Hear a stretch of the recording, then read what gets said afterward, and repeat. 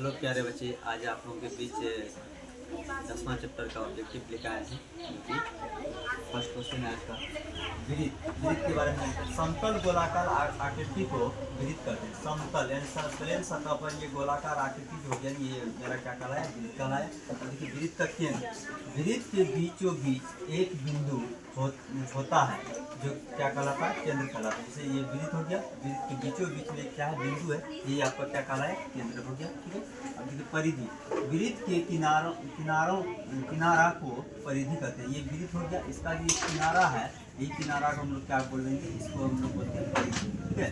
देखिए जीवा, वैसे रेखाखंड जो किसी वृत्त के एक ओर से दूसरे छोर को प्रतिच्छेद करे उसको क्या कहते हैं, जीवा। जैसे ये वृत्त हो गया, ठीक है, इसमें ये देखिए ये आपका क्या हो गया, जीवा हो गया। एक किनारे से दूसरे किनारे तक जाने वाले रेखाखंड को जीवा कहते हैं। ठीक है। तो एक वृत्त में अनेक जीवाएं खींची जा सकती हैं। ठीक है। देखिए त्रिज्या, किसी वृत्त में केंद्र से परिधि तक की दूरी को त्रिज्या कहते हैं। किसी वृत्त में केंद्र से परिधि तक की दूरी को त्रिज्या कहते हैं। ये वृत्त हो गया, ठीक है, ये केंद्र हो गया, केंद्र से यहाँ तक ये दूरी आई, यही दूरी क्या कहलाएगा, आपका त्रिज्या कहलाएगा। ठीक है। अगला देखते हैं व्यास। किसी भी वृत्त में अनेक त्रिज्याएं खींची जा सकती है। किसी भी वृत्त में अनेक त्रिज्याएं खींची जा सकती है। ठीक है। व्यास, किसी भी वृत्त में वैसे रेखाखंड जो वृत्त के एक छोर से केंद्र होते हुए दूसरे छोर तक की दूरी को क्या कहते हैं, व्यास कहते हैं। दूसरे छोर तक की दूरी क्या कहते हैं, व्यास कहते हैं। ठीक है। अब देखिए जैसे ये वृत्त हो गया और वृत्त का ये केंद्र हो गया, केंद्र होते हुए ऐसे जो खींचा गया रेखाखंड हो गया, ये रेखाखंड क्या कहलाएगा, आपका व्यास कहला जाएगा।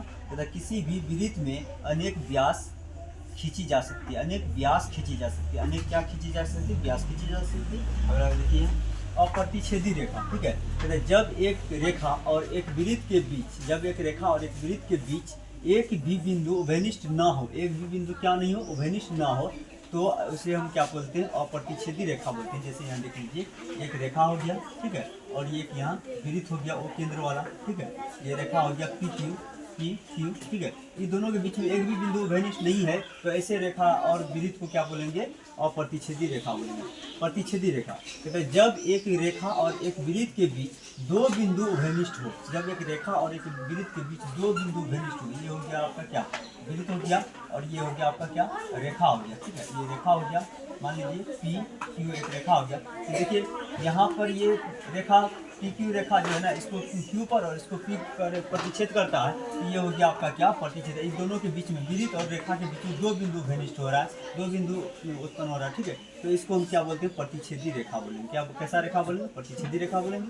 और स्पर्श रेखा देखिए, कहते हैं जब एक रेखा और एक वृत्त के बीच एक बिंदु उभयनिष्ठ हो, कहता है एक रेखा और एक वृत्त के बीच एक बिंदु उभयनिष्ठ हो, ठीक है, तो अब उसको हम क्या बोलते हैं, स्पर्श रेखा बोलते हैं। देखिए ये हो गया आपका वृत्त और ये हो गया आपका रेखा, ये दोनों के बीच में देखिए तो एक बिंदु यहाँ टच कर रहा है, ठीक है, पी, मान लीजिए ए बी रेखा हो गया, ठीक है, और पी बिंदु यहाँ पर क्या कर रहा है, उभयनिष्ठ आ रहा है, तो इसलिए ये क्या कहलाया, आपका स्पर्श रेखा कहला गया। क्या कहला गया, स्पर्श रेखा कहला गया। तो इससे आपका जो मतलब किसी भी वृत्त पर बाह्य बिंदु से दो स्पर्श रेखा खींचा जा सकता है। किसी भी वृत्त पर बाह्य बिंदु से दो स्पर्श रेखा खींचा जा सकता है, और दोनों स्पर्श रेखा हमेशा क्या होगा, आपका बराबर होगा। दोनों स्पर्श रेखा हमेशा क्या होगा, बराबर होगा। ठीक है, तो इसमें जो भी क्वेश्चन था बहुत ही इम्पोर्टेंट है ना, और इसको बारीकी से देखें, गौर से देखें, इससे ऑब्जेक्टिव आएगा। ठीक है, और 2-3 ऑब्जेक्टिव आपका इसमें बाकी है जो दे देंगे, इस चैप्टर फिनिश्ड हो जाएगा। तब तक के लिए बाय बाय।